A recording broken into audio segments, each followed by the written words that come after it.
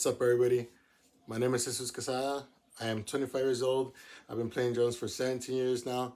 I am currently an independent drummer. I freelance and I play Collision Drumsticks. I currently use a Collision 5A custom model and a Collision 5A reach model. And man, a couple things I could say about these sticks. The feel on these sticks are just amazing. The response is so dope. It feels so, how can I say, kind of exquisite, you know, when you're doing those paradiddles and all that.